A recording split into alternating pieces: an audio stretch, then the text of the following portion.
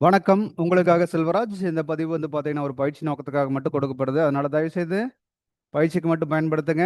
Recommend எடுத்துக்காதீங்க. வாங்க சேனலுக்குள்ள போலாம். இது நம்மளுடைய யூடியூப் சேனலுங்க. இதில டெலகிராம் லிங்க்கும் கனெக்ட் பண்ணியிருக்கேன். டெலகிராம் லிங்க்ல ஜாயின்ட் ஆயிட்டீங்கன்னா, உங்களுக்கு நிஃப்டியோட லைவ் அப்டேட்ஸ் டெய்லி மார்னிங் குடுத்துட்டுருக்கேன். அதுவே உங்களுக்கு ட்ரேடிங் சப்போர்ட் பண்ணும். முடிஞ்சா கனெக்ட் ஆகி பாருங்க. செக் பண்ணி பாருங்க.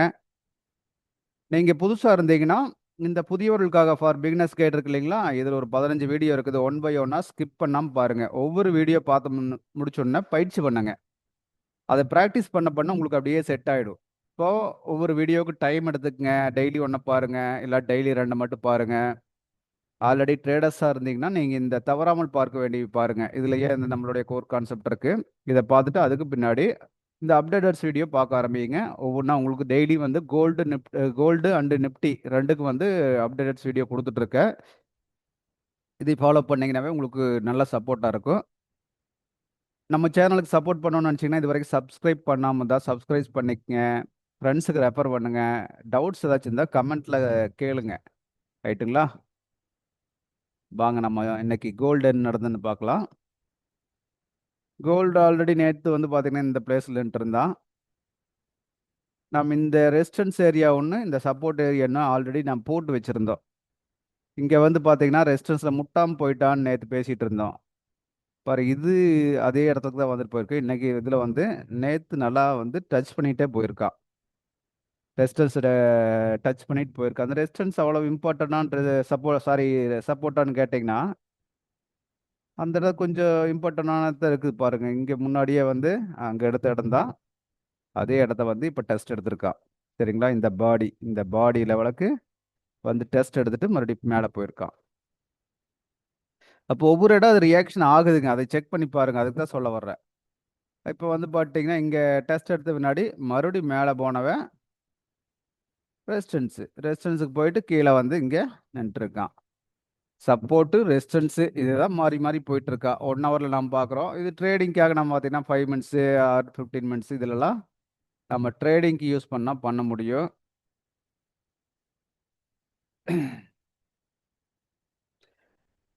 15 மினிட்ஸ்ல எடுத்துட்டீங்கன்னா, ஆல்ரெடி நேத்து வந்து கரெக்ட்டா இதுல உட்கார்ந்து எந்திரிச்சு மேல போறவன், அப்படியே எப்படி ஸ்டெப் வச்சிருக்கான்னு பாருங்க. அப்படியே வந்து ஸ்டெப் வச்சு அப்படியே மேல போயிருக்கான். நீங்க இது ஒரு பெரிய ஸ்டெப்பா நாம இப்படி கணக்கு போடுறோம். ரைட்டுங்களா? அதுக்குள்ள எத்தன சின்ன சின்ன ஸ்டெப் நடந்திருக்குன்னு பாருங்க. இந்த இந்த ஸ்டெப்பு உட்டு கீழ வருது. இந்த ஸ்டெப் அதே மாரி விட்டுட்டு கீழ வருது. இது பாருங்க, இதுக்குள்ளேயே வந்து பார்த்தீங்கன்னா, எத்தன ஸ்டெப் வச்சிருக்குன்னு பாருங்க. இங்கே கீழ இறங்குறது பாருங்க. கீழ வந்து மேல போயி, கீழ வந்து மேல போயி, கீழ வந்து மேல போயி, கீழ வந்து அப்புறம் மேல போயிருக்குது. ஒரு இறங்குறதுனாலும் சரி, ஏறுறதுனாலும் சரி, ஒவ்வொரு இடத்துலயும் ஒரு ஸ்டெப் வச்சு போயிட்டுருக்கு. இங்க பார்த்தீங்கன்னா, இறங்க ஆரம்பிக்கும்போது அதே மாரி தான் கிராஜுவலா இறங்கியிருக்கு. புரிஞ்சுங்களா? அப்போ மேல போறதோ, கீழ வர்றதோ ஒவ்வொரு இடத்துலயும் ஸ்டெப் வச்சு தான் போயிட்டுருக்கு. ஆனா, இடையில வந்து நீங்க செக் பண்ண வேண்டிய விஷயம் வந்து பார்த்தீங்கன்னா, இது ஒரு ரெசிஸ்டன்ஸ் ஏரியா, இது ஒரு சப்போர்ட் ஏரியா 1 ஹவர் அப்படின்னு பார்த்தீங்கன்னா, இங்க வந்து பார்த்தீங்கன்னா, இங்கிருந்து மூவ் ஆனது எப்படி போயிருக்குது? எது வரைக்கும் போகும்? ரெசிஸ்டன்ஸ் வரைக்கும் போகும்னு தெரியணும். ஏன்னா லெவல்ஸ் இங்க இருக்கு, இந்த லெவல்ஸ் இருக்கு. இந்த லெவல்ஸ்க்கு வந்தாச்சுன்னா ஆல்ரெடி மார்க்கெட் வந்து ரிஜெக்ட் ஆகணும் அப்படிங்கிறத கணக்கு. இப்போ வந்து பார்த்தீங்கன்னா, லெவல் எந்த லெவலா இருந்தது? இதுவும் சாரி இந்த லெவல் தான். ஏன்னா, இந்த லோவ உடைச்சது இந்த லெவல் உடைச்சிருக்கா. அப்போ ஹை இது. இந்த லோவ இங்க பாடி க்ளோஸ் பண்ணியிருக்கா. அப்ப இடையில ஹை வந்து இந்த ஹை. சரிங்களா? இப்ப இந்த ஹைய உடைச்சாச்சுன்னா, ஆட்டோமேட்டிக்கா 50 மினிட்ஸ்ல வந்து பை ட்ரெண்டுக்கு போயிருக்கான்னு சொல்லலாம். பை ட்ரெண்டுக்கு போயிருக்கான்னு சொன்னீங்கன்னா, பாடி க்ளோஸ் மேல வச்சிருக்கா. அப்போ ட்ரெண்ட் வந்து பை ட்ரெண்ட்ல இருக்கு அப்படின்னு மட்டும் அண்டர்ஸ்டாண்ட் பண்ணிக்கணும். இது 5 மினிட்ஸ் எப்போ பை ட்ரெண்டுக்கு வந்துடுச்சு அது. வந்த பின்னாடி வந்து பார்த்தீங்கன்னா, அதுக்கு பின்னாடி லோ உடைக்காம ஹைய மட்டும் உடைச்சிட்டு போயிட்டு இருக்கா. சரிங்களா? அந்த ஹையை மட்டும் பிரேக் பண்ணிட்டு பண்ணிட்டு போயிட்டு இருக்கா அப்படிங்கிறத அண்டர்ஸ்டாண்ட் பண்ணணும். இப்போ வந்து பார்த்தீங்கன்னா, கடைசியா இருக்கிற லோன்னு பார்த்தீங்கன்னா, இந்த லோ. அப்போ மார்க்கெட் வந்து இதை உடைக்காம மறுபடியும் மேலே அப்படியே திரும்பி போகணும். இந்த ஹையை உடைக்கணும். அதுதான் வந்து கரெக்டாக நார்மலான ஒரு கான்செப்டாக இருக்கும். இது இப்படி பழகுங்க. கொஞ்சம் கொஞ்சமாக ப்ராக்டிஸ் பண்ண தான் உங்களுக்கு இந்த மெத்தட் செட் ஆகும். ப்ராக்டிஸ் இல்லாட்டி எந்த எந்த மெத்தட் என்ன கஷ்டப்பட்டீங்கனாலும் உங்களுக்கு செட் ஆகாது. அதனால ப்ராக்டிஸ் பண்ணுங்க. ப்ராக்டிஸ் எந்த அளவுக்கு பண்ணுறீங்களோ அந்த அளவுக்கு இது செட் ஆகும். இதே 5 மினிட்ஸ் பார்த்தீங்கன்னா, நான் பை ட்ரெண்டுக்குள்ளே எப்பயோ போயிடுச்சு.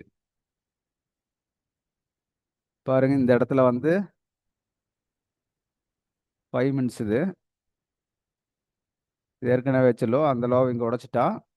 இப்போ இங்கே கீழே இறங்குறது எப்படி இறங்கிருக்கு பாருங்க. அப்படியே ஸ்டெப் வச்சு இறங்கியிருக்கிறான். அப்போ இந்த கையை உடைச்சாவே பை ட்ரெண்டுக்கு வந்துடுவா இல்லைங்களா? அவன் ஆல்ரெடி இங்கேயே பை ட்ரெண்டுக்கு வந்தாச்சு. அப்போ இனி இந்த லோ உடைக்கக்கூடாது அப்படிங்கும்போது மேலே போயிட்டு கீழே வர்றவன் இந்த லோ உடைக்கல. அகைன் இந்த கையை பிரேக் பண்ண முன்னாடி லோ இதுவாக மாறிடுது. மேலே போயிட்டு கீழே வர்றவன் இந்த லோவுக்கே வராமல் திரும்பி போகிறான். இந்த கையை உடைச்ச பின்னாடி இது லோவாக மாறிடுது. அகைன் வந்து மேலே போயிட்டு கீழே வர்றவன் இந்த இடத்துலயே சப்போர்ட் எடுத்துகிட்டு மேலே போகிறான். இது வரைக்கும் வரல. இப்படித்தாங்க ஒவ்வொன்றா கொஞ்சம் கொஞ்சமாக வந்து கற்றுக்கணும். கற்றுக்கிட்டா மட்டும்தான் இதில் நாம் சைன் பண்ண முடியுங்க.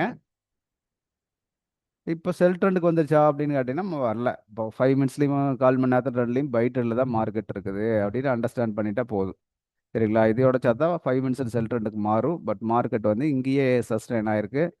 நாளைக்கு வந்து மண்டே இங்கே இப்படி மேலே போகலாம் அல்லது கீழே வரலாம். அது எப்படியே போயிட்டு போகுது. அதை பற்றி எதுக்கு நம்ம கவலைப்படணும். அன்னைக்கு மார்க்கெட்டில் என்ன நடக்குதோ அது கூட ட்ராவல் பண்ணி பழகிக்கங்க. Okay right. அடுத்த ஒரு வீடியோவில் மறுபடியும் சந்திப்போம்.